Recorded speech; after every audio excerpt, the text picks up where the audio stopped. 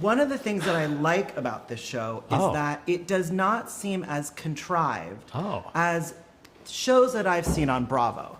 So my first question for you is this show your big fuck you to Bravo? Help! Help! No one can hear me from this $60 million mansion we're in right now. No, I owe so much to Bravo.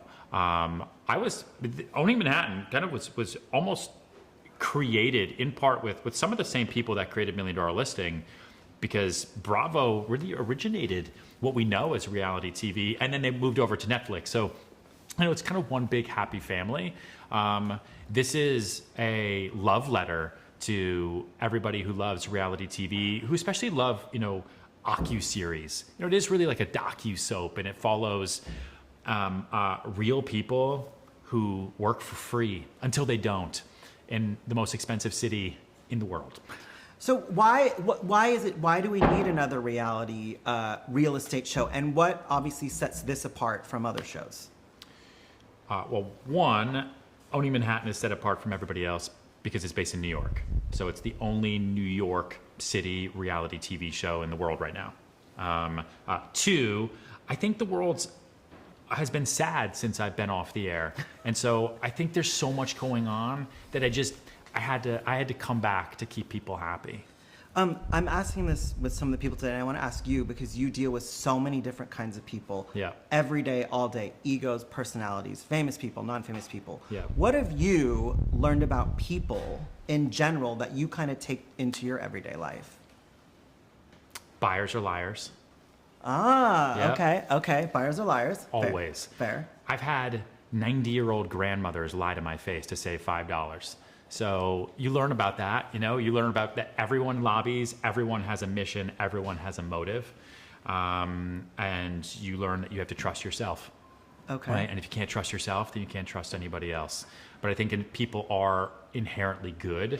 And one of my missions is to help as many people as we can, whether I'm helping entrepreneurs become salespeople so they can better their lives, or helping people find a great home at the best possible price, or selling an amazing compound, right, and getting a great return for their investors.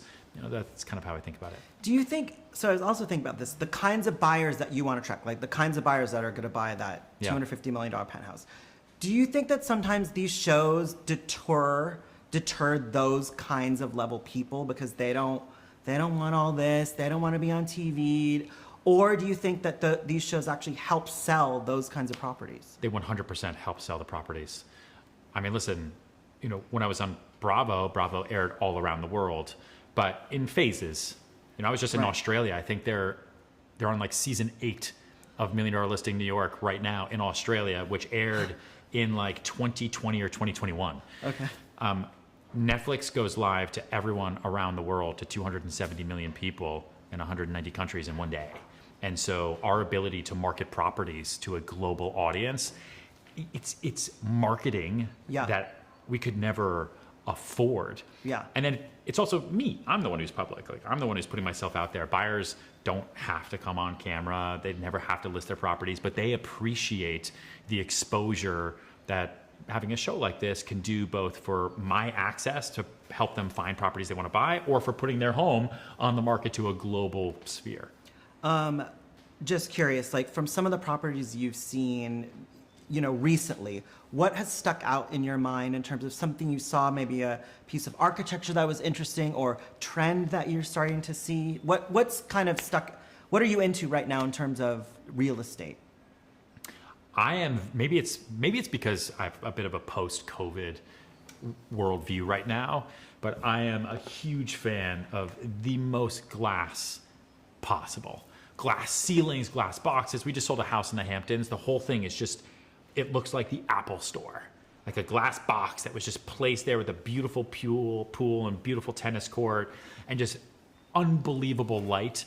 And the way they can temper glass now and the different panes, they can make it so it's not like you're living in a greenhouse. Awesome. Yeah, super cool. I'm going to buy a glass house. There you go. Thank you, Ryan. I love this